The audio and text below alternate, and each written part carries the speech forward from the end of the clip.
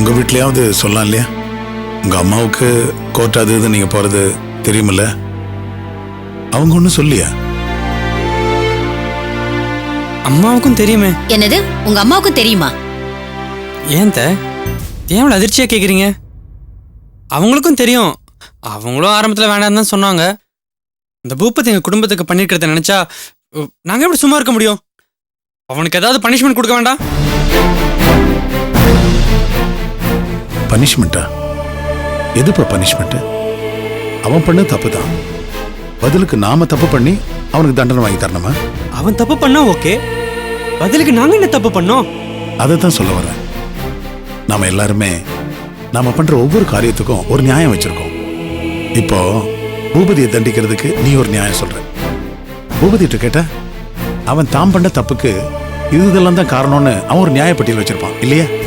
மாமா, first of all நீங்க எங்களையும் பூபதியும் ஒரே தட்டில் வச்சு பாக்குறீங்க. அதுவே சரியில்லை. நான் உங்க ரெண்டு பேரையும் ஒரே மாதிரி நினைக்கலப்பா. நான் சொல்ல வர்றது என்னன்னா, நாமெல்லாம் மனுஷங்க, தவறு செய்யக்கூடியவங்க. ஒருத்தர் செஞ்ச தப்ப காரணமா வச்சு நாமும் தப்பு பண்ணி மாத்தி மாத்தி அடிச்சுக்கிட்டு மோதிக்கிட்டு எதுக்கு இதெல்லாம்? நாம வாழ்ற வாழ்க்கைய எப்படி சந்தோஷமா வாழணும்னு யோசிக்கணுமே தவிர எப்படி பழி வாங்கணும்னு ஏன் யோசிக்கணும்? அடுத்தவங்களுக்கு அட்வைஸ் பண்றது ரொம்ப ஈஸி மாமா. ஆனா அந்த வேதனையும் அவமானத்தை அனுபவிச்சு பார்த்தா தான் தெரியும். நீங்க புக்ஸ்ல படிச்சுட்டு பேசுற மாதிரி லைஃப் அவ்வளோ ஈஸி இல்லை. நான் வெறும் புக்ஸை மட்டும் படிச்சுட்டு பேசல சரியா. வேதனைன்னா என்ன, அவமானம்னா என்னன்னு நேரடி அனுபவிச்சிருக்கேன். ஏன் என் குடும்பமும் அனுபவிச்சிருக்கு. நீ பழி வாங்கணும்னு சொல்ற பூபதியாலே நாங்க அனுபவிச்சிருக்கோம். ஏன் உன்னாலையும் உங்க அப்பானாலையும் கூட நாங்க அவமானப்படலையா? ஆனா பதிலுக்கு பதில் நாங்க இறங்கலையே.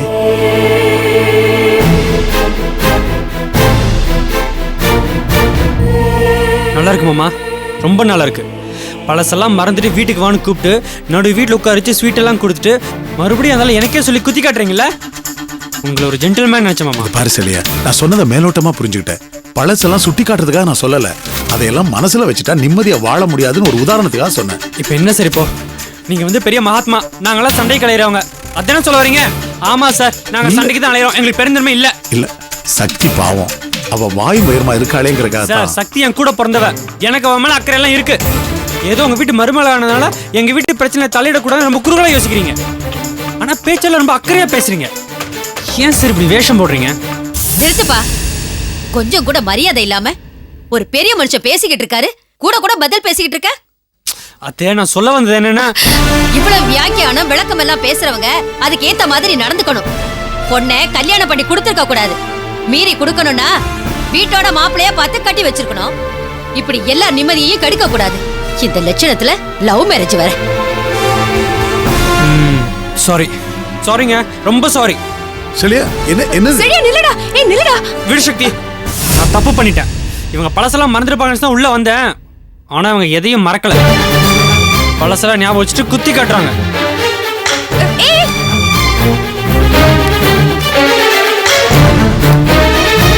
வீட்டுக்கு வந்தவனை அவமானப்படுத்தி அனுப்பி விட்டுட்டீங்க. அவன் மனசு என்ன பாடுபடும்? ஏய், அவனை யார் விரட்டினா? அவன்தான் இவர மரியாதை இல்லாம பேசிட்டு போறான். பெரியவங்க கிட்ட எப்படி பேசணும்னு தெரியாது அவனுக்கு. அவனுக்கு மரியாதை தெரியல? நீங்க தான் இப்படி சொல்லிட்டு இருக்கீங்க. அவன் எல்லார்கிட்டயும் மரியாதையா தான் பேசுவான். வேணா அவனை பத்தி வெளியே கேட்டு பாருங்க. அவசியமே வேண்டாம், அதான் நிரூபிச்சுட்டு போறானே. ஆள் வளர்ந்தா மட்டும் போதுமா? எப்படி நடந்துக்கணும்னு தெரிய வேண்டாம்? சரி, இவ்வளவு வயசாச்சு, வீட்டுக்கு வந்த விருந்தாளி கிட்ட நீங்க மரியாதையா நடந்துக்கிட்டீங்களா? சின்ன பையன், அவனுக்கு மட்டும் எப்படி தெரியும்? சக்தி, எனக்கே ரொம்ப வருத்தமா இருக்குமா. இந்த மாதிரி ஆகும் தெரிஞ்சிருந்தா நான் இந்த பேச்சு எடுத்திருக்கவே மாட்டேன். சாரிம்மா. போதுமாமா, எதுவும் பேசாதீங்க.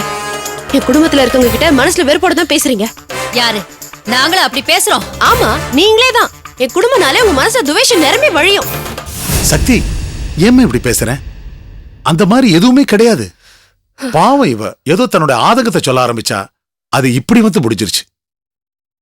நீயே நல்லா யோசிச்சு பாரு. உங்க வீட்டு மனுஷங்க மேல உண்மையிலேயே துவேஷம் இருந்திருந்தா இந்த வீட்டு பத்திரத்தை வச்சுக்கன்னு சொல்லி கொடுத்துருப்பாளா? ப்ளீஸ் மாமா, சொல்றேன்னு தப்பா நினைச்சுக்காதீங்க. எத்தனை நாளைக்கு தான் நீங்க இன்னும் அதையே சொல்லி காமிச்சிட்டு இருப்பீங்க? இப்ப புரியுது. உங்க வீட்டுக்கு வந்தவ எல்லா விதத்திலயும் உங்களுக்கு கீழே இருக்கணும் இல்ல? அவ கஷ்டப்பட்டா அவளுக்கு உதவி பண்றேன்னு பெருசா காட்டுப்பீங்க. எல்லாம் சும்மா, நிஜமான அன்பே கிடையாது. இதோ சரியான அன்பா உள்ள கூப்பிட்டீங்களேன்னு ரொம்ப சந்தோஷப்பட்டேன். ஆனா உங்களோட நிஜமான குணம் என்னன்னு காமிச்சிட்டீங்க. இதுக்கு வெளிப்படவே மோசமாவே இருந்துட்டு போலாமே. எதுக்கு இப்படி எல்லாம் நடிக்கணும்? போதும் சக்தி, இதுக்கு மேல எதுவும் பேசிடாது. இந்த அளவுக்கு என்னை யாரும் வருத்தப்படுத்த முடியாது. அந்த மாதிரி பேசிட்டேனே. நான் ஏதாவது தப்பா பேசியிருந்தா என்ன மன்னிச்சிடும். ஏங்க இவ ஒரு ஆளுன்னு நீங்க ஏங்க தனிச்சு போறீங்க? திவாகர் வரட்டும், இவள அவனோட எங்கேயாவது அனுப்பிச்சிடலாம். 2 பேரும் தனியாவே போயிருக்கும். இனிமே இவ கூட ஒரே வீட்ல இருக்கிறதுக்கு என்னால முடியாதுங்க. துர்கா, நீ பேச. இனிமே பொத்தி பொத்தி வைக்க முடியாது. இப்படி எதுக்கு எடுத்தாலும் சண்டைக்கு வந்துகிட்டு இருந்தா நமக்கு தாங்க கேவலம். ஏய் இங்க பாரு. துர்கா, நீ உள்ள போ. இல்லங்க இவளை இப்படி நான் சொல்றேன்ல, உள்ள வா.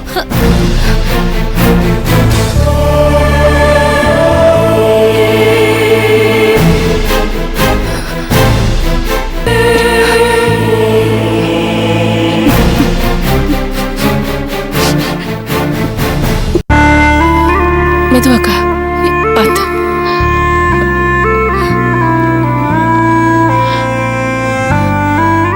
பார்த்து உட்காருங்க.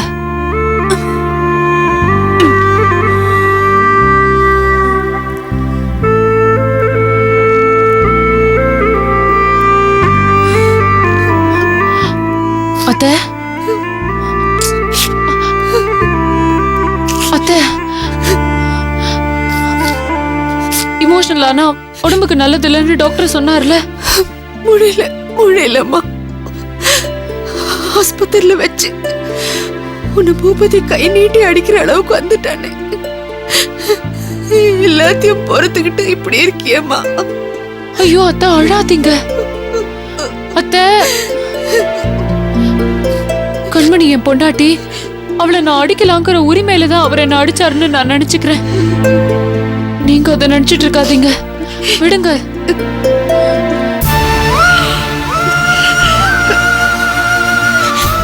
நான் ஒன்னு சொல்லட்டுமா? சொல்லுமா. நீங்க எனக்காக பிடிவாதம் பிடிக்கிறதும் இப்படி உடம்ப கவனிச்சுக்காம இருக்கிறதும் எனக்கு என்னமோ தப்புன்னு படுது. என்ன விடுங்க அத்தை. நீங்க முதல்ல உங்க உடம்ப கவனிச்சுக்கோங்க. இங்க பாருங்க, மாமா உங்களை நல்லபடியா பார்த்துப்பாரு. அவர் உங்களுக்கு தேவையான ட்ரீட்மெண்ட் எல்லாம் கண்டிப்பா ஏற்பாடு பண்ணுவாரு. இல்லம்மா, என் வார்த்தைக்கு மதிப்பு கொடுக்காதவங்க பணத்துல நான் உயிர் வாழறதுக்கு விரும்பல. பயப்படாதம்மா, நான் சாக மாட்டேன்.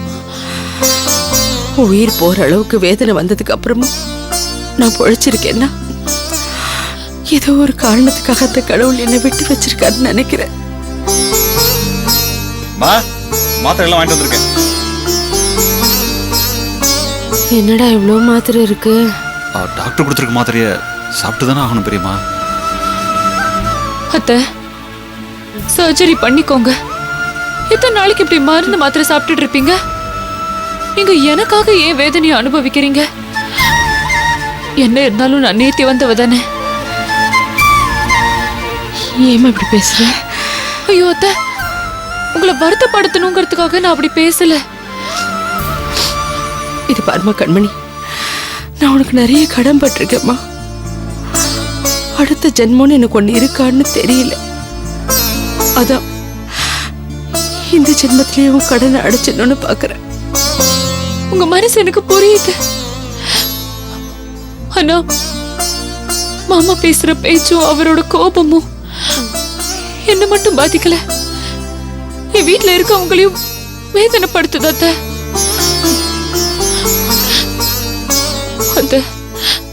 அந்த வருத்தத்துல தான் நான் அப்படி பேசிட்டேன். என்ன மன்னிச்சிருங்க அத்தை. அழாதீங்க. இல்லம்மா அக்கா, சரி நான் கிளம்புறேன்.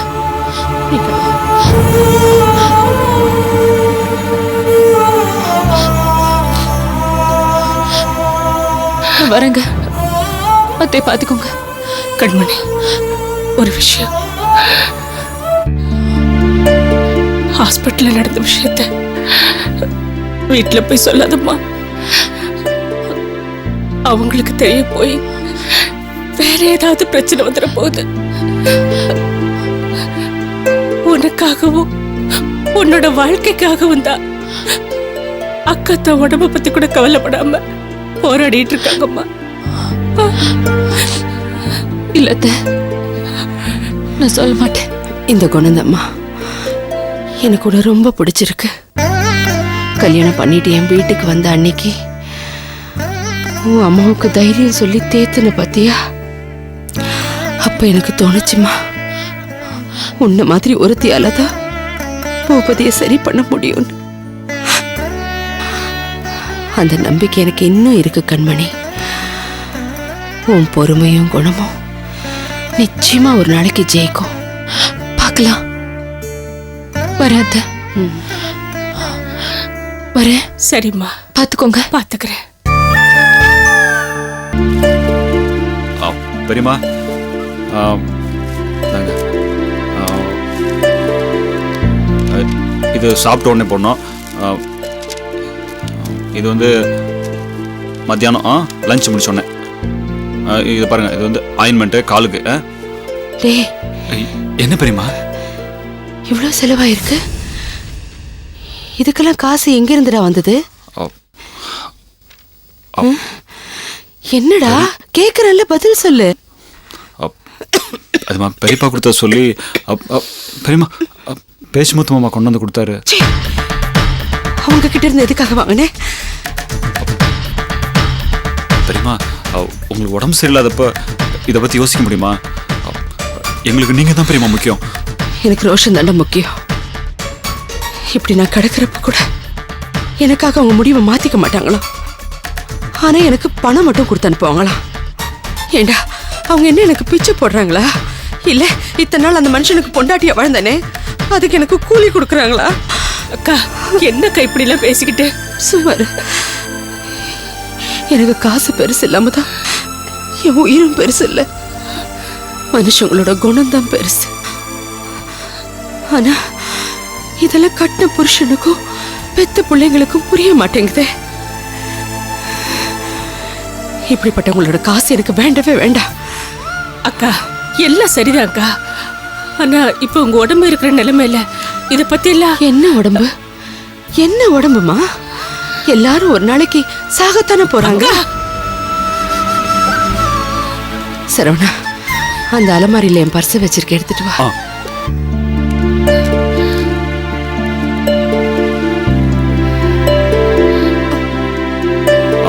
இந்தாங்க பெரியம்மா.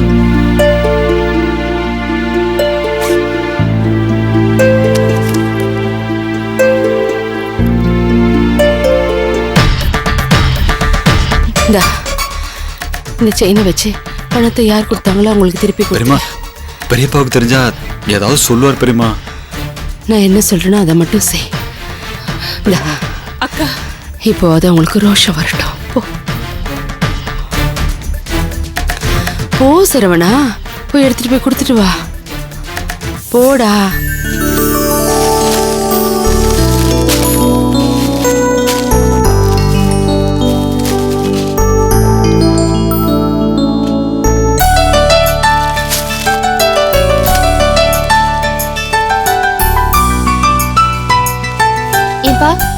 டெஸ்டிங் வேலையெல்லாம் முடிஞ்சிருச்சா? முன்னிடுச்சிங்க மேடம். எலக்ட்ரிக்கல் ஆக்சசரிஸ் ஏதாவது வாங்கணுமா இல்ல பத்துச்சா? சுவிட்ச் போர்டெல்லாம் பக்காவா இருக்கு மேடம். அந்த ஜங்ஷன் பாக்ஸ் தான் கொஞ்சம் ப்ராப்ளம் வந்துச்சு, அதுவும் சரி பண்ணிட்டேன். இப்போ பெயிண்ட் எல்லாம் கூட பக்காவா அடிச்சிட்டாங்க மேடம். மற்றபடி ஒன்றும் இல்லை, எல்லாம் முடிஞ்சு. சரி, ஓகே பாருங்க. இந்த வயரிங் ஒர்க் முடிஞ்சிச்சுன்னா எல்லா வேலையும் முடிஞ்ச மாதிரி. தாத்தா, பில்டிங் கன்ஸ்ட்ரக்ஷன் இப்போ ஃபைனல் ஸ்டேஜுக்கு வந்தாச்சு.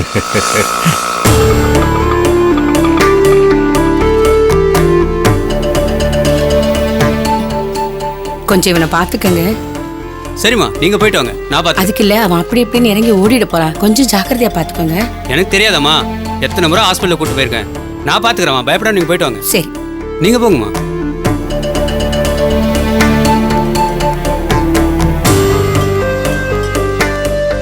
மல்லிகா. என்ன சரசக்கா இவ்ளோ தொலைவ? ஒரு சின்ன உதவி வேணும் மல்லிகா. என்ன சொல்லுக்கா? என் பையனை ஆஸ்பத்திரி கூட்டிட்டு போனேன், மருந்து வாங்க காசு இல்ல. ஒரு 1000 ரூபாய் வேணும் மல்லிகா. என்கிட்ட இல்லக்கா, திடீர்னு இப்ப வந்து கேக்குறீங்களே. நான் வேணா எங்கெங்கேயோ ட்ரை பண்ணேன், எங்கேயும் கிடைக்கல. உன்னை நம்பி வந்துட்டேன், கொஞ்சம் தயவு செஞ்சு வாங்கி கொடு. என்கிட்ட இல்ல. முதலாளி அம்மா வந்திருக்காங்க, அவங்கள்ட்ட வேணா நான் கேட்டு பார்க்கறேன். கொஞ்ச நேரம் இருங்கக்கா. சரி கேள்.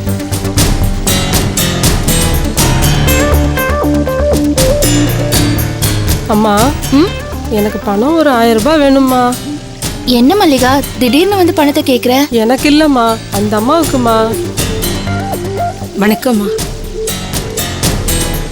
அவங்க மகனுக்கு உடம்பு சரியில்லையாம்மா. என்ன உடம்புக்கு? கொஞ்சம் சித்தப்பிரம பிடிச்ச மாதிரி இருக்கா.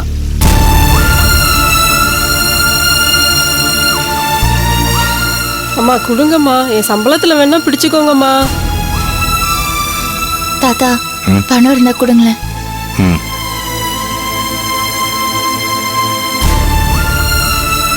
இந்த அப்படி இந்தா. சரிங்கம்மா. இந்தாங்கக்கா, போய் மருந்து மாத்திரை எல்லாம் வாங்கி கொடுங்க. பார்த்து பத்திரமா கூட்டிட்டு போங்கக்கா. ரொம்ப நன்றி பரவாயில்ல, மல்லிகா. போயிட்டு வரேம்மா. வரேம்மா.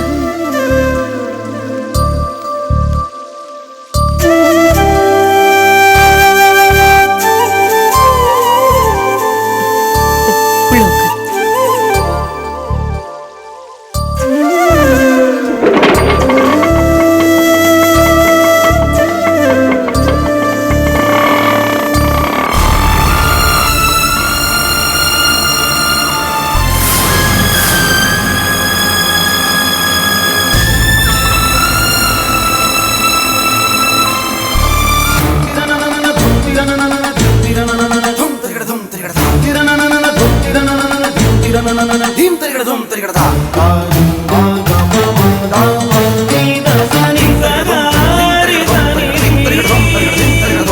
తగిట తిమిత తణుత జొణుత తగిట తిమిత తణు